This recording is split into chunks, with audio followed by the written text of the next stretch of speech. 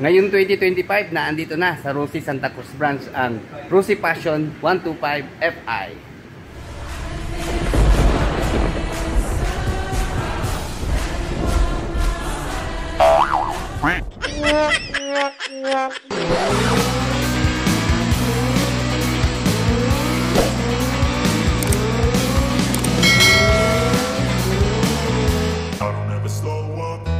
Take shit, I got no love for the fakeness. If you wanna play tough and wanna hate this, I'll always show up. I don't ever slow up, no I don't take shit. I got no love for the fakeness. If you wanna play tough and wanna hate this, I'll always show up and make a statement. I don't ever slow up, no I don't take shit. I got no love for the fakeness. If you wanna play tough and wanna hate this, I'll always show up and make a statement. Everything I do so instinctive and so passionate. Every word I move so descriptive like an adjective. I got a vendetta against people who patented being negative when you should be getting after it. I got facts over tracks, this and that. Spitting slow, spitting fast, I could roast, I could gas. Think I'm okay at last, but I don't know if that can erase all the past. And the pettiness, a reflection of the emptiness. Hilarious, you think you're worth my time, you're delirious. Mysterious, because you hide behind a fake exterior. Inferior, you know I'll always be a bit superior. Get off of me, this ain't no humble brag. I want you to hear words, you can say them back. I want you to feel free from the chains at last, and to believe in what you got, it was built to last, yeah. Now that I've been put through hell, I never got anyone's help. I had to do it all myself. Ngayong September 3, 2025 mga ka-riders, sumabog na naman ng isang bagong unit po ng Rossi Motors. Ito nga pong Rossi Passion 125 Fi version. Ito na po yung matagal na nating iniintay at nire-request na magkaroon ng Fi version. Ito nga pong Rossi Passion 125. At ang gusto ko nga po sa Rossi, ayan, sinusunod naman nila yung mga boses ng masa, di ba? Kapag nag-request ka, lalo na sa kanyang looks at pati na rin sa specs, ayan, tinutugunan naman nila. Sa ngayon po, ang available pa lang dito na kulay sa Rossi Santa Cruz branch ay ito pong white at saka matte blue. Meron pa po itong matte black, glossy black, gray at saka yung cyan blue.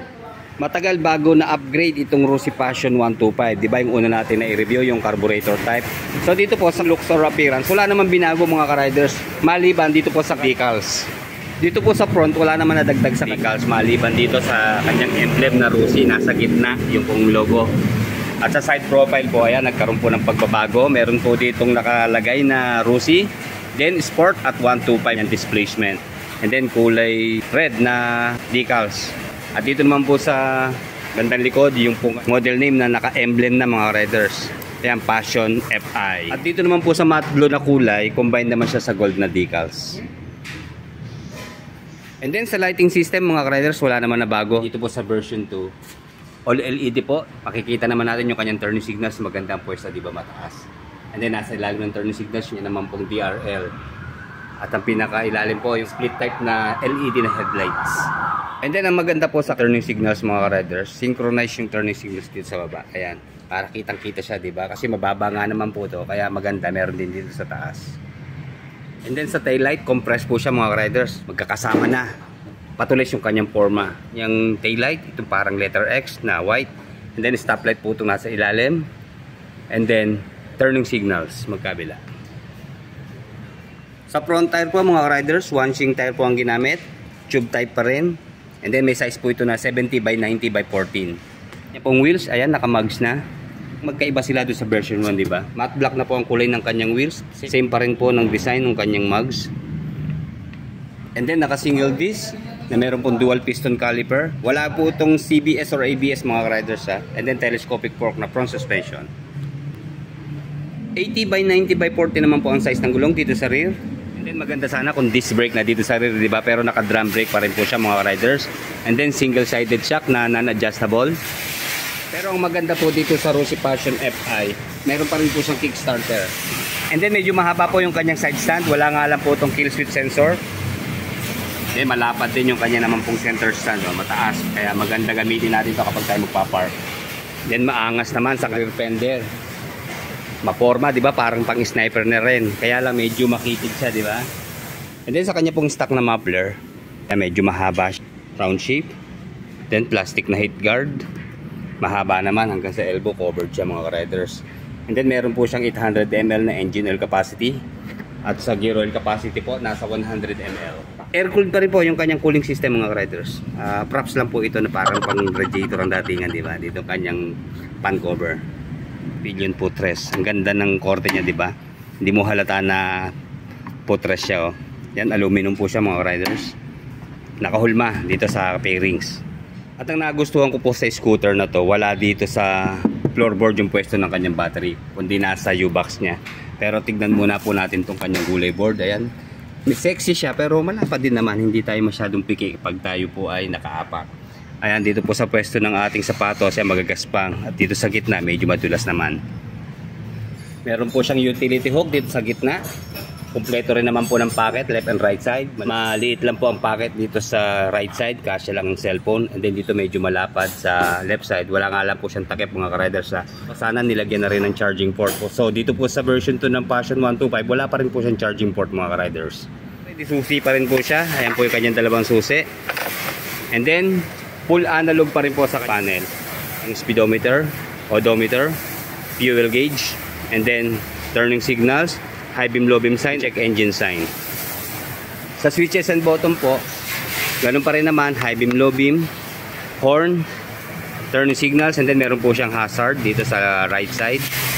At dito naman po sa kabilang mga button, ang kill switch engine. Meron pong switch off at switch on yung kanyang headlight at DRL, and then electric starter push button.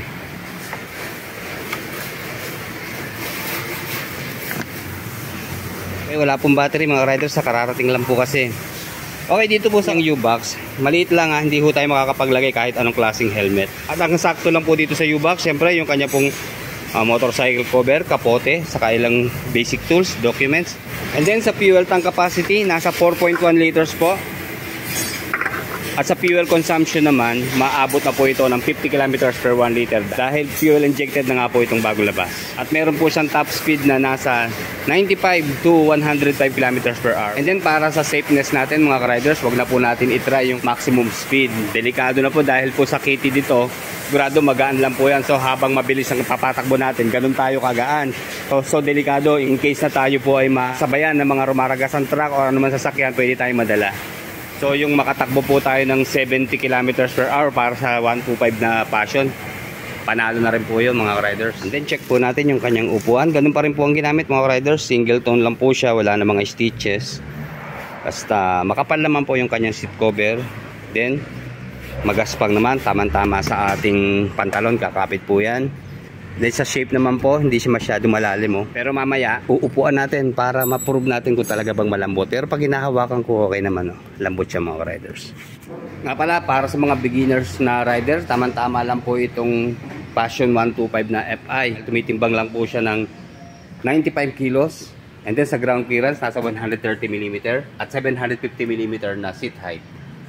Ngayong 2025, ang maximum power po ng Rossi Passion 125 FI ay nasa 6.9 horsepower at 7,500 RPM and 7.5 Nm of torque at 6,000 RPM. 4-stroke, single cylinder, 2-valve, single overhead cam, air-cooled pa rin po ang cooling system at ayun nga po, naging FI na sa kanyang fuel supply system, 125cc displacement and the Euro 4 compliant po sa kanyang emission control. Ito po na-obserbahan ko kapag mahaba ang side stand. Kita nyo po pag side stand ang ginamit, parang hindi po siya nakatagilid, di ba? So ang ginagawa nga po dyan, may-grind yung kanyang stopper sa side stand. Ayan, tinatabasan niyan dyan para tumagilid pa siya. Kasi ito ho, pwede mabuwal yan eh. So kaya inasuggest ko po, center stand lagi gamitin natin pag magpapark tayo. Pero kapag naka-side stand siya mga riders, so ang laki na ibinaba niya. Oh. Kita nyo, sa height na 5'8", wala tayong problema. Baba lang niya mga riders. So sa mga beginner po, kahit tayo mga 5 flat na height, kayang-kaya nyo po ito. Yun ang napansin ko kaagad mga riders. Napakalambot ng kanyang shock. Sulit na to. Check nyo mga riders yung kanyang resuspension. Kahit single-sided shock lang siya, di ba? Hindi ko pa masyadong pine-pressure yung kanyang bouncing. Pero ayan, lalakasan natin ha. Wala ka marinig na ingay, lagutok o langit-ngit, di ba? Ay lalapit natin sa CVT. Tahimik lang siya. Maganda performance, maganda ang ginawa dito sa improvement ng clear shock po ng FI version ng 125 Rossi Passion. And then Yan pong gulay board, eksakto naman yung ating pa, size 9. Kahit meron siyang pocket mga ka-rider, so malayo pa rin distansya sa ating tuhod. So makakalaro o makakagalaw ng ayos yung ating tuhod. Pero buti dito sa K-rings medyo malapad. Yung iba kasi dikit na dikit eh. So dito, le-level lang tayo dyan mga ka-riders kapag tayo po ay nagmamaneho. Para safe ang ating tuhod nang hindi maging one hood. Okay, sa turning radius, ayan, may allowance pa siya o clearance na mga nasa 1 inch. Hindi naman siya didikit sa ating tuhod or hita. Then makitid lang siya, tamang-tama sa singitan, di ba? Pag traffic. Pero syempre, titingin tayo, baka madanggi natin yung mga side mirror ng kotse na madadaanan natin. Ano, magbabayad pa tayo pag nakabasag. So yan, napaka-komportable niya mga riders, oh. Dahil mababa nga lang po yung kanyang seat height. Tamang-tama lang kahit medyo mababa yung pwesto nung kanya pong manibela. Hindi naman siya pasubsob eh. Sakto lang mga riders, oh. Drum brake dito sa rear. Okay, responsive naman po mga riders, oh. Mahigit half press. Pero hindi naman sasagad. Kaya kagat-agad siya, oh.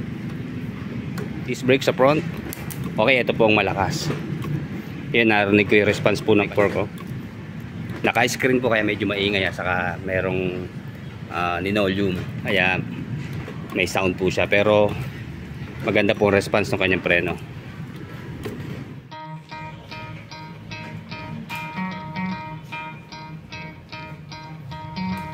Try to play, but you're never gonna beat me. Look the other way, what I'm doing ain't easy. Bloody hands stained from the people who deceive me. Muddy hands break through the chains, go free me. Looking for change, looking for pain. Pulling a mob, pushing a train. I'll never stop, stick to a lane. Pick up the pieces and go rearrange. I'll be the best above all the rest, put me to the test and expect nothing less, your check is I'm chess, what's happening next, yeah. He got the venom, a tangible weapon, no coming in second. This life is a lesson, he got a new engine from pain, that's a blessing. New focus, no guessing, just bold and obsession. All in his possession, you got their attention. I'll leave an impression and take your redemption. Just kill no discretion, your mind is a weapon. 11-11, it's time for progression, You could try to play, but you're never gonna beat me. Look the other way, what I'm doing ain't easy. Bloody hands stained from the people who deceive me. Muddy hands break through the chains, go free me. People like sheep move feet, hurt it easy. You don't wanna be fast asleep when they're scheming. Better stand tall. Ako lang mga riders, hindi po matigas yung kanyang upuan. Malambot po. Tama lang to pag tayo nalulubak. Hindi siya masakit sa puwet. Para naman po sa updated cash price nitong Rosy Passion FI na 125 ngayon pong September 3, 2025, ang cash price po niya mga riders ay 55,000 pesos. And then kung sa hulugan, down payment po tayo ng 3,000. At then sa 36 months po, 2,575 monthly, rebate po na 300. So lalabas po 2,275 lang po ang kanyang hulog kapag updated po tayo magbayad. Like, comment, and subscribe sa ating channel. Salamat po.